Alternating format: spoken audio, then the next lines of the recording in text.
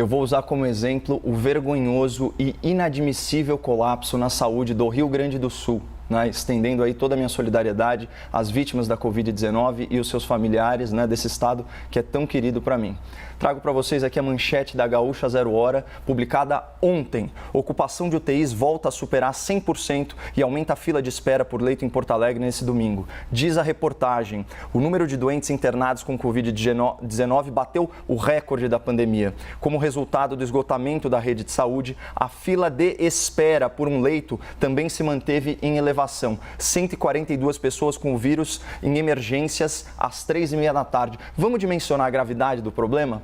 Trata-se de 142 almas sem atendimento adequado, precisando urgentemente de hospitalização com terapia intensiva.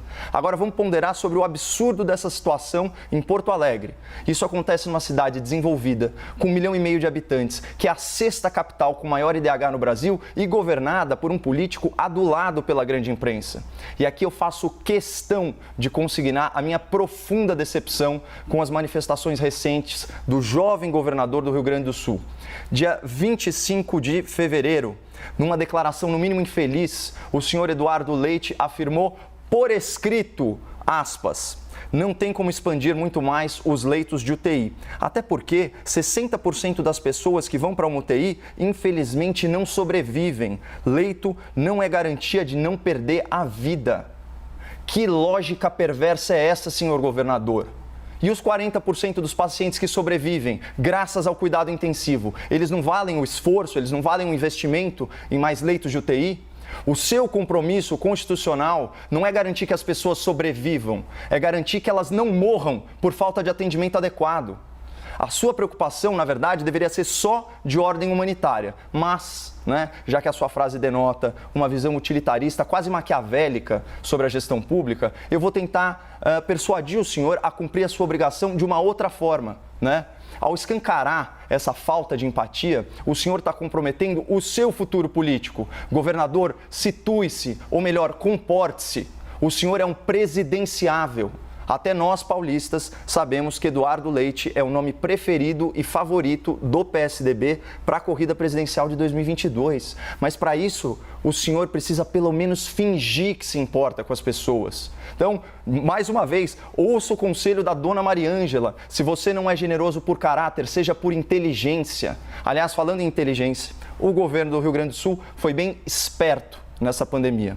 O consultor de empresas, Matheus Bandeira, que é ex-secretário do Tesouro, ex-presidente do Banrisul, ele publicou o levantamento sobre os repasses bilionários recebidos pelo governo gaúcho a título extraordinário de enfrentamento à pandemia. Foram quase 1,940 bilhão de reais para aplicação livre, mais de 830 milhões carimbados para a saúde e mais de 5 bilhões em rolamento da dívida. Então, no total, foram 7,930 bilhões de reais em verbas federais extraordinárias que encheram os cofres gaúchos. Então, para vocês terem uma ideia aqui, em valores oficiais da cidade de São Paulo, vocês fazem ideia de quanto custa a diária de um leito de UTI, como esses aí que o governador Eduardo Leite desprezou? Apenas R$ 2.100 por dia.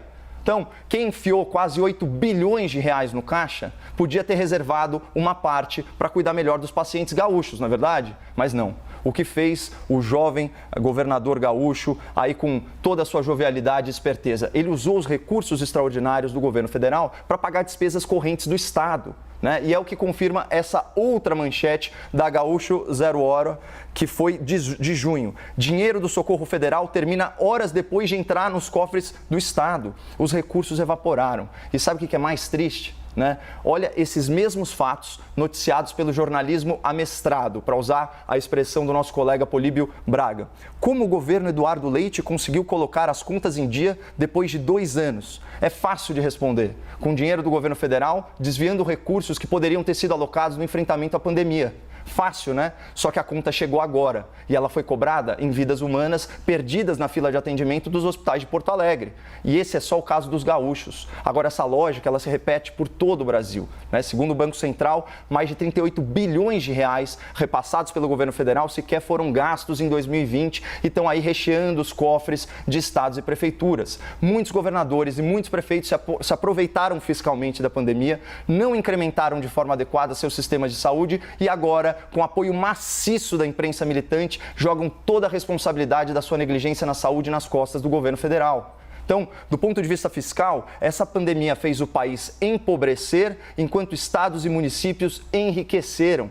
Então, se você quiser ser massa de manobra e automaticamente ficar culpando o presidente da República ou o ministro da Saúde pela falta de leitos em hospitais municipais, em hospitais estaduais, fica à vontade, esse daqui é um país livre. Mas saiba que a sua crítica é injusta e reflete apenas uma predileção política, não a realidade contábil dos fatos.